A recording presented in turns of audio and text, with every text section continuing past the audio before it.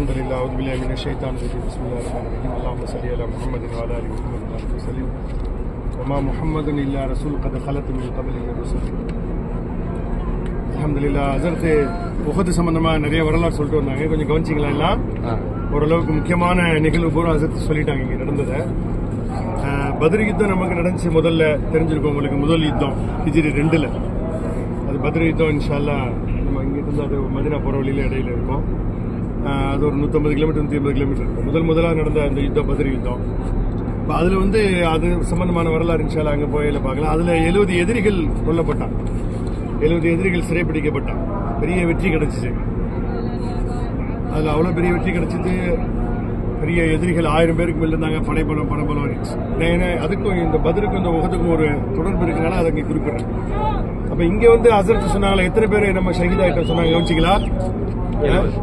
70 பேர் நம்ம ஷஹீத் ஆகிட்டோம். இப்போ எவ்வளோ ஷஹீதாதுக்கு என்னங்கிற காரணத்தையும் ஹஸரத் சொன்னாங்க. எவ்வளோ பெரிய உருக்கமான ஒரு சோகமான ஒரு நிகழ்வு ஹிஜ்ரி 3ல் இங்கே நடக்குது. அதாவது ஹிஜ்ரி 2ல் பத்ர் நடந்துச்சு. அதுக்கு பழி வாங்குறதுக்காக வேண்டி காஃபிர்கள் இங்கே வந்துட்டாங்க. அதுக்கு அடுத்த வருஷம் ஹிஜ்ரி 3. இப்போ இங்கே தான் நபி ஸல்லல்லாஹு அலைஹி வஸல்லம் ஒரு பல்லு உடஞ்சிருச்சு. அவங்களுடைய முகத்தில் அந்த உருக்கு சட்டையுடைய வளையங்கள் பட்டு முகத்தில் கன்னத்தில் எல்லாம் காயம் ஏற்பட்டுருச்சு. எவ்வளோ பெரிய சோதனை. நபி ஸல்லல்லாஹு அலைஹி வஸல்லம் கொல்லப்பட்டு போட்டாங்கன்னு செய்தி வந்துருச்சு. இந்த முஸாப் இப்னு உமைர்னு சொன்னாங்களா இல்லையா? ஹஸரத் ஒரு பெரிய பணக்கார வீட்டு சஹாபி. அவர் ஆரம்பத்திலே இங்கே வந்துட்டார் தீனுக்காக. நபி ஸல்லல்லாஹு அலைஹி வஸல்லம் ஹிஜ்ரத் பண்றதுக்கு முன்னாடி இங்கே எல்லாத்துக்கும் சொல்லிக் கொடுத்துருக்காரு. இப்போ அவர் நபி ஸல்லல்லாஹு அலைஹி வஸல்லம் மாதிரியே இருப்பார் உருவத்தில்.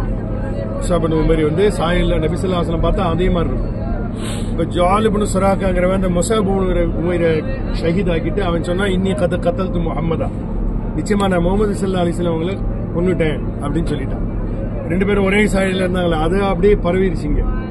நபி ஸல்லல்லாஹு அலைஹி வஸல்லம் கொல்லப்பட்டாங்கன்னு சொல்லி ஒரே சஹாபாக்களுக்கு மத்தியில ரொம்ப பெரிய ஒரு சோதனை ஏற்பட்டுருச்சு. சஹாபாக்கெல்லாம் ஒண்ணுமே புரியல என்ன செய்யறது.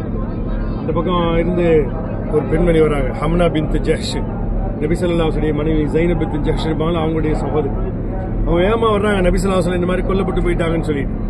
இப்ப எங்க இருக்காங்க நபின்னு கேட்டு வர்றாங்க. அவங்கள்ட்ட சொல்றாங்க இந்த மாதிரி உங்களுடைய சகோதரர் அப்துல்லா பின் ஜஹ்ஷ் இங்க கொல்லப்பட்டு கிடக்குறாங்க ஷஹீதா.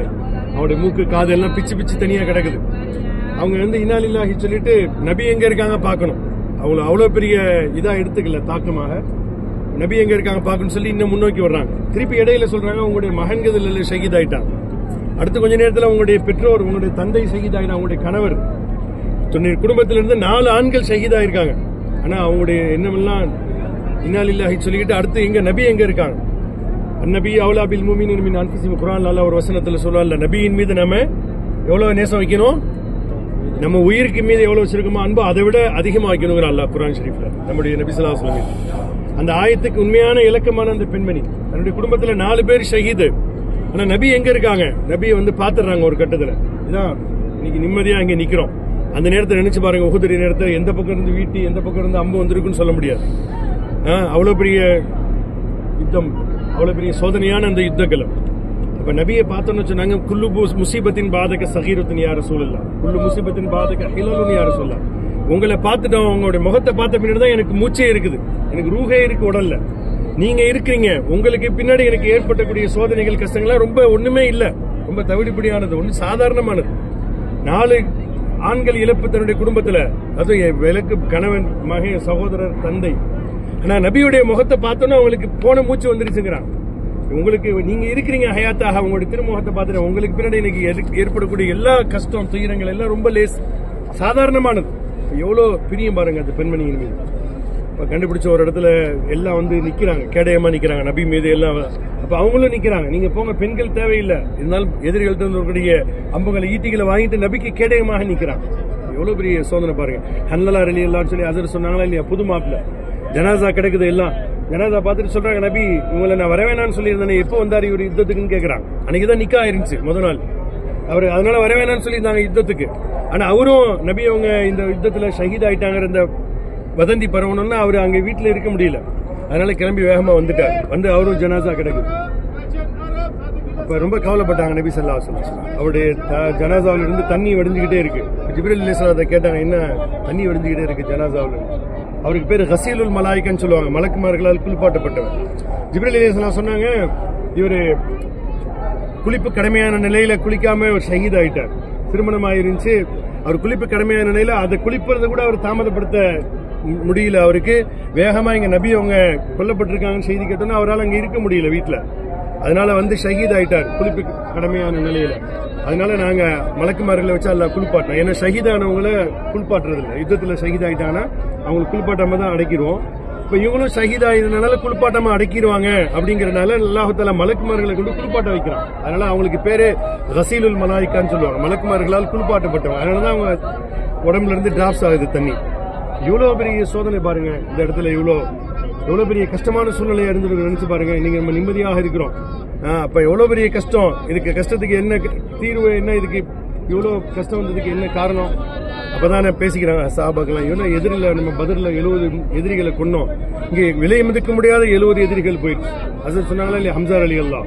எவ்வளவு பெரிய கவலைப்பட்டாங்க நபி ஸல்லல்லாஹு அலைஹி வஸல்லம். எவ்வளவு பெரிய வீரர். அவரை வீழ்த்துறதுக்கு தான் முழு பிளான் பண்ணாங்க. அவரை வீழ்த்திட்டா இஸ்லாத்தை வீழ்த்திடலாம். இப்ப எவ்வளவு கொடூரமான முறையில கொல்லப்பட்டாங்க. அதே போல முஸாப் இப்னு உமைர் பணக்கார சஹாபி, அதான் சொன்னேன். அதே மாதிரி அப்துல்லா இப்னு ஜஹ்ஷ், அந்த ஸைனப் பின்த் ஜஹ்ஷ் நபியுடைய மைத்துனர், அவங்களும் இங்க கொல்லப்பட்டு கிடக்குறாங்க. எல்லா உறுப்புகள்லாம் பிச்சு கிடக்கு. அப்ப சாத் இப்னு அபி வக்காஸ் ரலியல்லாஹு அன்ஹு வந்து ஜனாசா பார்த்துட்டு சொன்னாங்க, இந்த யுத்தத்துக்கு முதல்ல நாங்க 2 பேரும் ஒரு துவா செஞ்சோம். நான் துவா செஞ்சேன், அவர் ஆமீன் சொன்னாரு. அவர் துவா செஞ்சாரு, நான் ஆமீன் சொன்னேன். என்ன துவா செஞ்சேன்? நான் துவா செஞ்சேன். சாத் இப்னு அபி வக்காஸ் சொல்றாங்க, அவங்களும் சொர்க்கத்துக்கு கொண்டு நன்மாராயங்களோட 10 சஹாபாக்கள் ஒரு சில சந்தர்ப்பங்களில் பல பேர்களை சொர்க்கவாசின்னு சொன்னாங்க. அதுல அஷரத்துல் முபஷ்ஷரான்னு சொல்லுவாங்க. 10 பேர் ஒரு சந்தர்ப்பத்தில் சொன்னாங்க. அதுல அவங்களும் உண்டா சாத் இப்னு அபி வக்காஸ். முதல்ல இந்த அம்பை எரிஞ்சு அவங்க ரொம்ப கெட்டிக்காரங்க.